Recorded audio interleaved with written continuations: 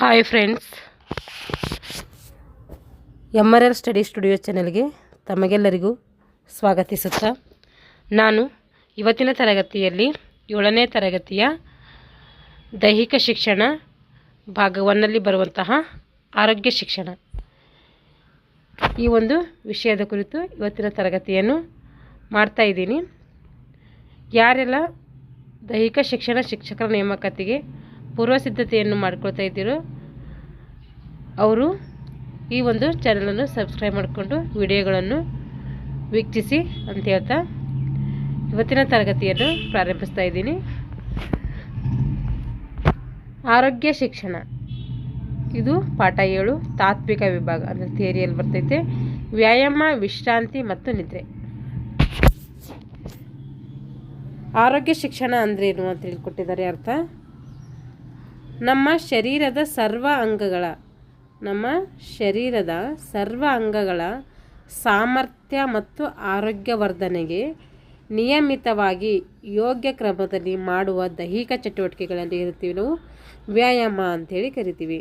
ವ್ಯಾಯಾಮದ ಅರ್ಥ ಏನು ಕೊಟ್ಟಿದ್ದಾರೆ ಅವರು? ನಮ್ಮ ಶರೀರದ ಸರ್ವ ಅಂಗಗಳ, ನಮ್ಮ ದೇಹದ ಪ್ರತಿಯೊಂದು ಅಂಗಗಳ ಸಮರ್ಥವಾಗಿ ಅಭಿವೃದ್ಧಿ ಹೊಂದಬೇಕಾದರೆ ಮತ್ತು ಆರೋಗ್ಯವರ್ಧನೆಗಾಗಿ ಅಂದರೆ ಆರೋಗ್ಯ ಅಭಿವೃದ್ಧಿ ಆಗಬೇಕಂದ್ರೆ ನಾವೇನು ಮಾಡಬೇಕಂದ್ರೆ ನಿಯಮಿತವಾಗಿ ಯೋಗ್ಯ ಕ್ರಮದಲ್ಲಿ ದೈಹಿಕ ಚಟುವಟಿಕೆಗಳನ್ನು ಮಾಡಬೇಕು. ಅದಕ್ಕೆ ಏನಂತೀವಿ ನಾವು ವ್ಯಾಯಾಮ ಅಂತೀವಿ ಅಂತೇಳಿ ಹೇಳಿದ್ದಾರೆ ಇಲ್ಲಿ.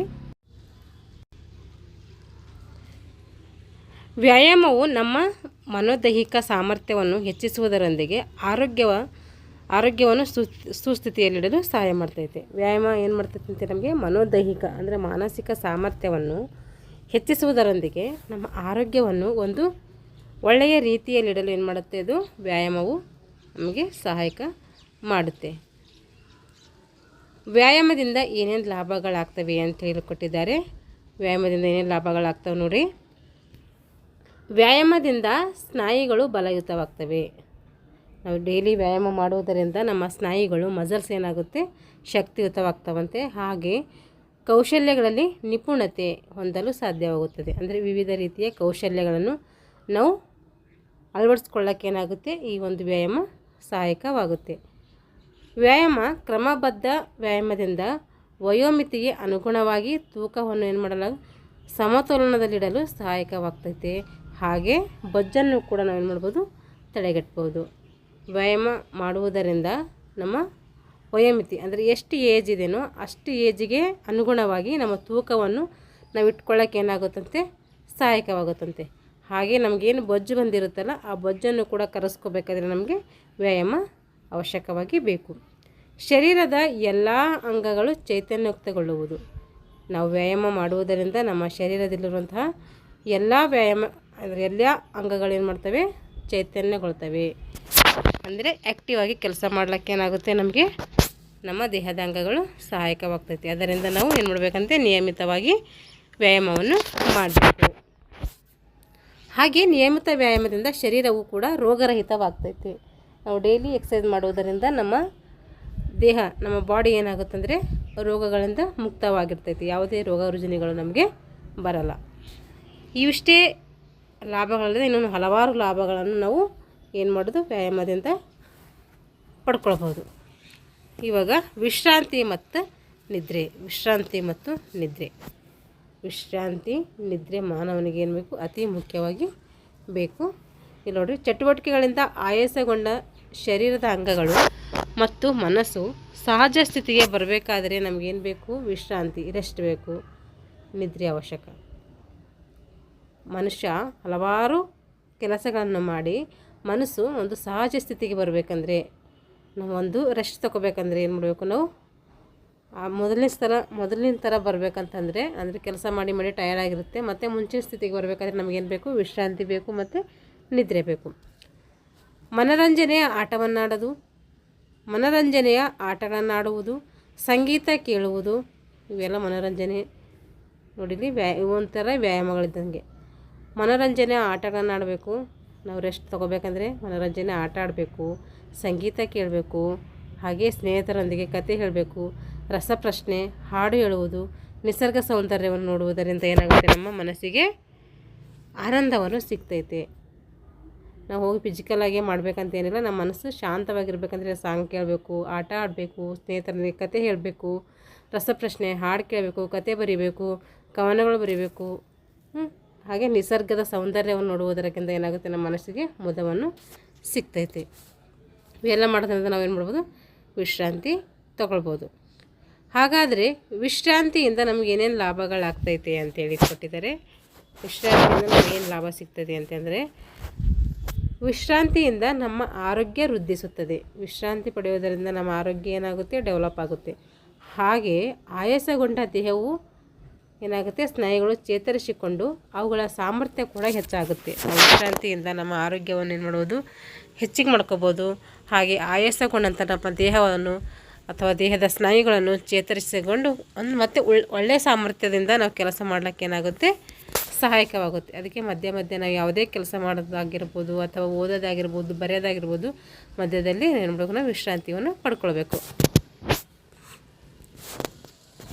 ವಿಶ್ರಾಂತಿಯಿಂದ ಮನಸ್ಸು ಉಲ್ಲಾಸಭರಿತವಾಗುತ್ತೆ. ನಾವು ವಿಶ್ರಾಂತಿ ತೊಗೊಂಡೇವೆ ಅಂದರೆ ನಮ್ಮ ಮನಸ್ಸು ಏನಾಗುತ್ತಂತೆ, ಒಂದು ಥರ ಉಲ್ಲಾಸ, ಅಂದರೆ ಏನಾದರೂ ಮಾಡಬೇಕು ಅಂತೇಳಿ ನಮಗೇನಾಗುತ್ತೆ, ಉತ್ಸಾಹ ಉಂಟಾಗುತ್ತೆ. ಅದಕ್ಕೆ ನಾವೇನು ಮಾಡಬೇಕು, ವಿಶ್ರಾಂತಿಯನ್ನು ತಗೋಬೇಕು. ವಿಶ್ರಾಂತಿಯಿಂದ ನಮ್ಮ ಶರೀರದ ಎಲ್ಲ ಕ್ರಿಯೆಗಳು ಚೈತನ್ಯ ದೊರೆಯುತ್ತದೆ. ವಿಶ್ರಾಂತಿ ತೊಗೊಂಡೇವೆ ಅಂದರೆ ನಮ್ಮ ದೇಹದ ಪ್ರತಿಯೊಂದು ಪಾರ್ಟ್ಸಿಗೆ ಏನಾಗುತ್ತೆ, ಚೈತನ್ಯ ಅಂದರೆ ಹೊಸತನವನ್ನು ಉಂಟು ಮಾಡ್ತದೆ.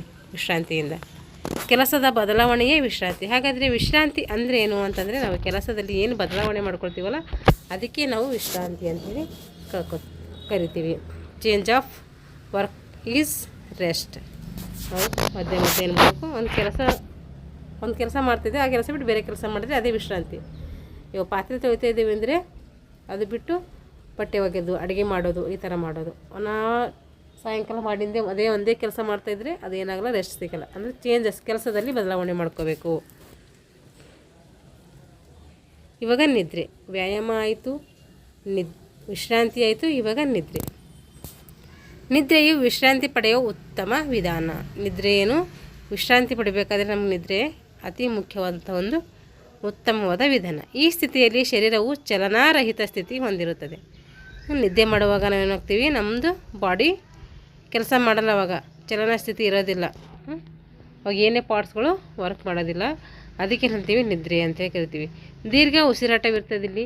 ಗಾಢ ನಿದ್ರೆಯಿಂದ ನಮ್ಮ ನರಮಂಡಲವು ಕೂಡ ಏನಾಗುತ್ತೆ, ವಿಶ್ರಾಂತ ಸ್ಥಿತಿಯಲ್ಲಿದ್ದು ಮನಸ್ಸಿನ ಒತ್ತಡ ಸಂಪೂರ್ಣ ಕಡಿಮೆಯಾಗಿರುತ್ತದೆ. ಇದರಿಂದ ಶರೀರದಲ್ಲಿ ಜೀವಕೋಶಗಳ ಉತ್ಪಾದನೆ ಹೆಚ್ಚಾಗಿ ಶರೀರದ ಬೆಳವಣಿಗೆಗೆ ಏನಾಗುತ್ತೆ, ಇದು ಸಹಾಯಕ ಆಗ್ತೈತೆ. ದಣಿದ ದೇಹಕ್ಕೆ ಸುಖನಿದ್ರೆಯಿಂದ ಉತ್ತಮ ಆರೋಗ್ಯ ಸಿಗುತ್ತದೆ. ಯಾವುದೇ ದಣಿದಂತಹ ದೇಹಕ್ಕೆ ಏನು ಬೇಕು, ಸುಖವಾದ ನಿದ್ರೆ ಬೇಕು. ಸುಖನಿದ್ರೆ ಮಾಡಿದ್ದೀವಿ ಅಂದರೆ ನಮ್ಗೆ ಏನಾಗುತ್ತೆ, ಉತ್ತಮವಾದಂಥ ಆರೋಗ್ಯ ದೊರೀತೈತೆ. ಹಾಗಾದರೆ ನಿದ್ರೆಯಿಂದ ಏನೇನು ಲಾಭಗಳಿದ್ದಾವೆ ಅಂತೇಳಿ ನಾವು ನೋಡೋಣ. ನಿದ್ರೆಯಿಂದ ಮನೋದೈಹಿಕ ಒತ್ತಡವನ್ನು ಕಡಿಮೆ ಮಾಡ್ಕೋಬೋದು. ನಮ್ಮ ಮನೋದೈಹಿಕ ಅಂದರೆ ಮನಸ್ಸಿಗೆ ಮತ್ತು ದೇಹಕ್ಕೆ ಯಾವ್ಯಾವ ಒತ್ತಡಗಳಿದಾವೋ ಅವೆಲ್ಲ ಒತ್ತಡಗಳನ್ನು ನಾವು ಕಡಿಮೆ ಮಾಡ್ಕೋಬೋದು. ಅಧಿಕ ರಕ್ತದ ಒತ್ತಡದಿಂದ ಹೃದಯಕ್ಕೆ ಆಘಾತ ಉಂಟಾಗ್ತೈತೆ. ಅದರಿಂದ ಶರೀರಕ್ಕೆ ಸಾಕಷ್ಟು ನಿದ್ರೆ ಏನು ಮಾಡಬೇಕು, ನಮಗೆ ಅವಶ್ಯಕವಾಗಿ ಬೇಕಾಗ್ತೈತೆ. ಚೈತನ್ಯಗೊಳ್ಳುವುದು. ನಿದ್ರೆ ಮಾಡಿದರೆ ಏನಾಗುತ್ತೆ, ನಮ್ಮ ಶರೀರ ಹೊಸತನವಾಗತೈತೆ. ಅಂದರೆ ಹೊಸ ಕೆಲಸ ಮಾಡಲಿಕ್ಕೆ ಏನಾಗುತ್ತೆ, ಸಹಾಯಕ ಆಗುತ್ತೆ. ಸಾಕಷ್ಟು ನಿದ್ರೆಯಿಂದ ದೇಹ ಮತ್ತು ಮನಸ್ಸುಗಳೆರಡು ಚುರುಕಾಗಿ ಕೆಲಸ ಮಾಡಲಿಕ್ಕೆ ಮತ್ತು ಉತ್ಸಾಹದಿಂದ ಕೆಲಸ ಮಾಡಲಿಕ್ಕೆ ಏನಾಗುತ್ತೆ, ಈ ನಿದ್ರೆ ಸಹಾಯಕವಾಗ್ತೈತೆ. ನೆನಪಿನ ಶಕ್ತಿ ಹೆಚ್ಚಾಗ್ತೈತೆ. ನಿದ್ರೆ ಮಾಡುವುದರಿಂದ ನೆನಪುಗಳನ್ನು ಒಳಗೂಡಿಸುವ ಕ್ರಿಯೆಯು ಪ್ರಾರಂಭ ಆಗ್ತೈತೆ. ನೆನಪಿಟ್ಕೊಳ್ಳೋಕ್ಕೂ ಕೂಡ ಏನಾಗುತ್ತಂತೆ, ಸಹಾಯಕ ಆಗುತ್ತಂತೆ. ಮನಸ್ಸು ದಿನದ ಘಟನೆಗಳನ್ನು, ಭಾವನೆಗಳನ್ನು ಮತ್ತು ನೆನಪುಗಳನ್ನು ಒಂದಕ್ಕೊಂದು ಏನು ಮಾಡುತ್ತೆ, ಸೇರಿಸುತ್ತದೆ. ನಿದ್ರೆಯಿಂದ ಏನಾಗುತ್ತಂದರೆ ಮನಸ್ಸು ದಿನದ ಘಟನೆಗಳನ್ನು, ದಿನದಲ್ಲಿ ನಡೆದಂಥ ಘಟನೆಗಳಾಗಿರ್ಬೋದು, ಭಾವನೆಗಳಾಗಿರ್ಬೋದು ಅಥವಾ ನೆನಪುಗಳನ್ನು ಒಂದಕ್ಕೊಂದು ಏನು ಮಾಡುತ್ತೆ, ಸಂಬಂಧವನ್ನು ಇಲ್ಲಿ ಉಂಟು ಮಾಡ್ತದೆ. ಹಾಗೆ ನಿದ್ರೆಯು ಶರೀರವನ್ನು ಬಲಪಡಿಸಲು ಸಹಾಯಕವಾಗುತ್ತದೆ. ನಿದ್ರೆ ಏನು ಮಾಡುತ್ತೆ, ಶರೀರವನ್ನು ಬಲಪಡಿಸಲು ಕೂಡ ಇದು ಒಂದು ರೀತಿಯ ಸಾಧನವಾಗಿ ಕೆಲಸ ಮಾಡ್ತೈತೆ. ನಿದ್ರೆಯಲ್ಲಿ ಪ್ರೋಟೀನ್ಗಳ ಉತ್ಪಾದನೆ ಹೆಚ್ಚಾಗಿ ಜೀವಕೋಶಗಳ ಜೋಡಣೆ ಉಂಟಾಗ್ತೈತೆ. ಹಾಗೂ ಸುಖನಿದ್ರೆಯಲ್ಲಿ ಆನಂದ, ಬಲ, ಜ್ಞಾನ ಲಭಿಸ್ತೈತೆ. ಅಲ್ಪನಿದ್ರೆಯಿಂದ ನಿರುತ್ಸಾಹ, ಅಶಕ್ತತೆ ಉಂಟಾಗ್ತೈತೆ. ರಾತ್ರಿ ಬೇಗ ಮಲಗಿ ಮುಂಜಾನೆ ಬೇಗ ಏಳುವುದರಿಂದ ವ್ಯಕ್ತಿಯ ಆರೋಗ್ಯ ಮತ್ತು ಬುದ್ಧಿ ಏನಾಗುತ್ತೆ, ಇಲ್ಲಿ ಚುರುಕುಗೊಳ್ತೈತೆ. ಇಲ್ಲಿ ಕೊಟೇಶನ್ ಕೊಟ್ಟಿದ್ದಾರೆ ನೋಡಿ. ಇಲ್ಲಿ early to bed, early to rise makes man healthy, wealthy and wise. Early to bed, ನಾವು ಬೇಗ ಮಲ್ಕೊಳ್ಬೇಕು, ಬೇಗ ಏನು ಮಾಡಬೇಕು, ಅರ್ಲಿ ಟು ರೈಟ್, ಬೇಗ ಹೇಳ್ಬೇಕು, ಮೇಕ್ಸ್ ಮ್ಯಾನ್ ಹೆಲ್ತ್. ಈ ಎರಡು ಮಾಡೋದರಿಂದ ನಮಗಂತೆ ನಮ್ಮ ಹೆಲ್ತು ಚೆನ್ನಾಗಿರುತ್ತೆ. ಹೆಲ್ತ್ ಚೆನ್ನಾಗಿದ್ರೆ ಎಲ್ಲನೂ ಕೂಡ ಏನಾಗುತ್ತೆ, ಚೆನ್ನಾಗಿರ್ತೈತಿ ಅಂತೇಳಿ ನಾವು ಹೇಳ್ಬೋದು. ಇಲ್ಲಿ ನೋಡಿ, ನೆನಪಲ್ಲಿ ಇಟ್ಕೋಬೇಕಿದು 3R. 3R ಅಂದರೆ ಏನು ಅಂತಂದರೆ, ಒಂದು ರೆಸ್ಟು, ಒಂದು ರಿಕ್ರಿಯೇಷನ್ನು, ಇನ್ನೊಂದು ರಿಫ್ರೆಶ್ಮೆಂಟ್. ರೆಸ್ಟ್ ಮಾಡಬೇಕು, ರಿಕ್ರಿಯೇಷನ್ ಮಾಡಬೇಕು ಅಂದರೆ ಮನೋರಂಜನೆ ಮಾಡಬೇಕು.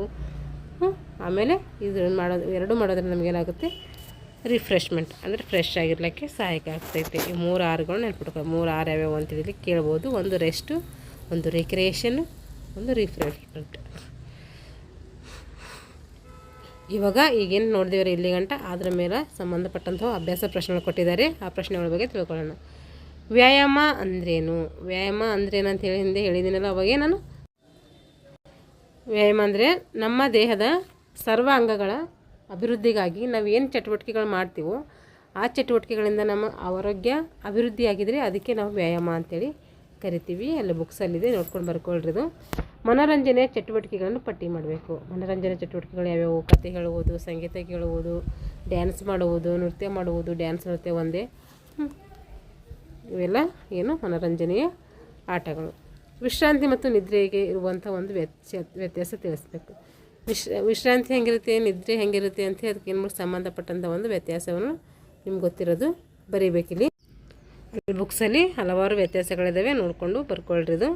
ಹಾಗೆ ಪಟ್ಟಿ ಮಾಡಿ. ವಿಶ್ರಾಂತಿಯಿಂದಾಗುವ ಲಾಭಗಳು ಬುಕ್ಸಲ್ಲಿದೆ, ವ್ಯಾಯಾಮದಿಂದಾಗುವ ಪ್ರಯೋಜನಗಳು ಇದನ್ನು ಕೂಡ ಬುಕ್ಸಲ್ಲಿದೆ, ನಿದ್ರೆಯಿಂದಾಗುವ ಉಪಯೋಗಗಳು ಇವನು ಕೂಡ ಬುಕ್ಸಲ್ಲಿದ್ದಾವೆ, ನೋಡಿ ಬರ್ಕೊಳ್ಳಿ. ಇವೆಲ್ಲ ಸರಿ ತಪ್ಪು ತಿಳಿಸಿ. ವ್ಯಾಯಾಮವು ದೈಹಿಕ ಸಾಮರ್ಥ್ಯವನ್ನು ಕುಂಠಿಸುತ್ತದೆ. ನಾವು ವ್ಯಾಯಾಮ ಮಾಡೋದ್ರಿಂದ ದೈಹಿಕ ಸಾಮರ್ಥ್ಯ ಕುಂಠಿತ ಆಗುತ್ತಾ? ಇದು ಏನಿದು ತಪ್ಪು. ಸರಿ ತಪ್ಪು ಹೇಳಬೇಕಿದು, ಯಾಕಂದರೆ ಕುಂಠಿತ ಆಗಲ್ಲ, ಇದು ಅಭಿವೃದ್ಧಿ ಆಗ್ತೈತಿ. ನಿದ್ರೆಯು ವಿಶ್ರಾಂತಿ ಪಡೆಯುವ ಒಂದು ಉತ್ತಮ ವಿಧಾನ. ನಿದ್ರೆ ಒಂದು ಉತ್ತಮ ವಿಧಾನ, ಇದು ಸರಿ, ಇದು ಬುಕ್ಸಲ್ಲಿದು. ದಣಿದ ದೇಹಕ್ಕೆ ಉತ್ತಮ ಆರೋಗ್ಯ, ಉತ್ತಮ ಆರೋಗ್ಯಕ್ಕೆ ಸುಖ ನಿದ್ರೆ. ದಣಿದ ದೇಹಕ್ಕೆ ಉತ್ತಮ ಆರೋಗ್ಯ ಇರಬೇಕಾದ್ರೆ ಸುಖ ನಿದ್ರೆ ಇರಬೇಕು. ಇದೇನು ಸರಿನಾ ತಪ್ಪಿದು ನೋಡೋಣ. ಸರಿ, ಒಂದ್ಸರಿ ಬುಕ್ಸಲ್ಲಿ ನೋಡೋಣ. ಇದು ನೋಡ್ರಿ, ಇದು ಕೊಟೇಶನು. ದಣಿದ ದೇಹಕ್ಕೆ ಸುಖ ನಿದ್ರೆ, ಸುಖ ನಿದ್ರೆಯಿಂದ ಉತ್ತಮ ಆರೋಗ್ಯ. ಅಲ್ಲಿ ತಪ್ಪು ಕೊಟ್ಟಿದ್ದಾರೆ. ದಣಿದ ದೇಹಕ್ಕೆ ಉತ್ತಮ ಆರೋಗ್ಯ ಅಂತ ಈ ಥರ ಕೊಟ್ಟಿದ್ದಾರೆ. ಇದು ಕೊಟೇಶನ್ ಇಟ್ಕೊಳ್ಬೇಕು. ಹಾಗಾದರೆ ಅಲ್ಲಿದು ಏನಾಗುತ್ತೆ, ತಪ್ಪಾಗುತ್ತೆ. ಇದೇನು ಹಾಕಬೇಕು, ತಪ್ಪು ಅಂಥೇಳಿ ಹಾಕಬೇಕು. ಅರೆನಿದ್ರೆಯಿಂದ ಲವಲವಿಕೆ ಉಂಟಾಗುತ್ತದೆ. ಇದನ್ನು ಕೂಡ ತಪ್ಪು.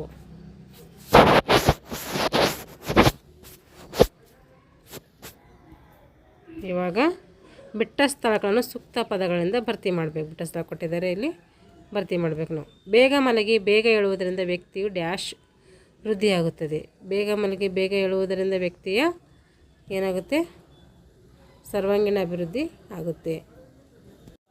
ಅದರ ಬುಕ್ಸಲ್ಲಿ ಏನು ಕೊಟ್ಟಿದ್ದಾರೆ, ಬೇಗ ಮಲಗಿ ಬೇಗ ಏಳುವುದರಿಂದ ಆರೋಗ್ಯ ವೃದ್ಧಿಯಾಗುತ್ತೆ ಅಂತೇಳಿ ಕೊಟ್ಟಿದ್ದಾರೆ.